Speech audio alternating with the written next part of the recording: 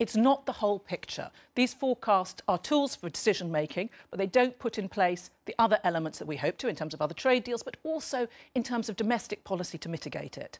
But the other thing I would say is the decision to leave the European Union was not all about the economy. We know that. It was about sovereignty as well. So, for instance, in my constituency in Hastings, we hate the Common Fisheries Policy. It has not been good for the communities.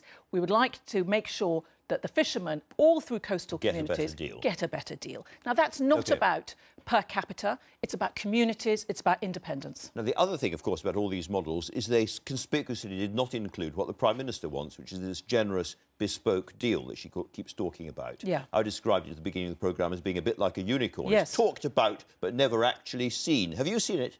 Well, we are having discussions around what we want out of it. The proposals that we saw in terms of the leaked document that we were talking about just sets out consequences of certain choices. In terms of a bespoke deal, she has said what she wants, what we all want, in terms of delivering that deep and special partnership with the EU. Can I ask you a little bit about that in that case? So what we're talking about is some kind of Canada-like trade deal, but with things attached to it to help us specifically, like a special deal for the city, like a special deal for services generally. Well, I'm not going to get drawn, I'm afraid, too far into those different sectors. We are having those meetings this week.